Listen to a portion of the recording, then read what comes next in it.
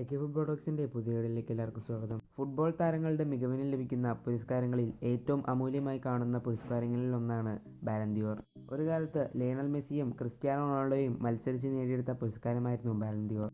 8 തവണ മെസ്സിയും 5 തവണ റൊണാൾഡോയും ഈ പുരസ്കാരത്തിലേക്ക് എത്തി. ഇരുവരും പ്രമുഖ ലീഗിൽ നിന്ന് വഴിമാറിയതോടെ യുവതാരങ്ങൾ ഇപ്പോൾ പുരസ്കാര നേട്ടത്തിലേക്ക് എത്താൻ തുടങ്ങിയിട്ടുണ്ട്. 2024 ബാലൻ ദി ഓർ നേടിയത് റോഡ്രിയാണ്. വിനീഷ്യസ് ജൂനിയറിന് ലഭിക്കുമെന്നാണ് എല്ലാവരും കരുതിയെങ്കിലും റയൽ മാഡ്രിഡിന്റെ ബ്രസീൽ താരത്തെ മറികടന്ന് റോഡ്രി ബാലൻ ദി ഓറിലേക്ക് എത്തി. ഇത്തവണ നിലനിൽക്കുന്ന വലിയൊരു ചോദ്യമാണ് 2025 ബാലൻ ദി ഓർ ആർക്ക്? പല സൂപ്പർ താരങ്ങളും ഇത്തവണ ബാലൻ ദി ഓർ നേടാൻ സാധിക്കുന്ന തരത്തിലുള്ള മികച്ച പ്രകടനം നടത്തുന്നുണ്ട്. ഇപ്പോഴിതാ അടുത്ത ബാലൻ ദി ഓർ നേടാൻ സാധ്യതയുള്ള താരത്തെ പ്രവചിക്കുകയാണ്. മുൻ സൂപ്പർ താരങ്ങളിലൊരാളായ തിയറി ഹെൻറി, ലിവർപൂൾ താരം Mohamed Salah Ballon d'Or നേടുമെന്നാണ് ഹെൻറിയുടെ പ്രവചനം. OCV സ്പോർട്സിൽ സംസാരിക്കുകയാണ് ഹെൻറി ഇത്തരത്തിൽ അഭിപ്രായപ്പെട്ടത്.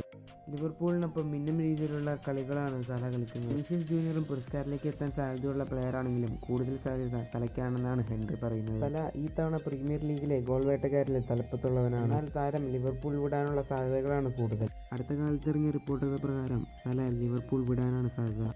പ്രതിഫലം കൂട്ടിക്കിട്ടുന്നതിന്റെ പേരിൽ സല ടീം മാനേജ്മെന്റായി അഭിപ്രായ വ്യത്യാസത്തിലാണെന്നാണ് റിപ്പോർട്ടുകൾ പറയുന്നത്. അതുകൊണ്ട് തന്നെ സല ക്ലബ്ബ് മാറാൻ സാധ്യതയുണ്ടെന്നാണ് പുറത്തുവരുന്ന വിവരം. അതേസമയം വിനീഷ്യസ് ഇത്തവണ റയൽ മാഡ്രിഡിനൊപ്പം അത്ര മികച്ച പ്രകടനങ്ങൾ കാഴ്ചവെച്ചിട്ടില്ല. ലാലിഗയിലെ ഗോൾ വേട്ടക്കാരിൽ കിലിയൻ എംബാപ്പയാണ് റയൽ നിരയിൽ മുന്നിട്ട് നിൽക്കുന്നത്. അതുകൊണ്ട് തന്നെ വിനീഷ്യസിന് ഇത്തവണ വലിയ പ്രതീക്ഷയില്ലെന്ന് പറയാം. സല ലിവർപൂൾ വിട്ടില്ലെങ്കിൽ താരം ബാലൻ ദി ഓറിലേക്ക് എത്താൻ സാധ്യത കൂടുതലാണ്. അപ്പോൾ ഇന്നത്തെ വീഡിയോ ഇത്രയുള്ളൂ. ഇതുപോലുള്ള ഫുട്ബോൾ അപ്ഡേറ്റ്സിനായി ചാനൽ സബ്സ്ക്രൈബ് ചെയ്യുക.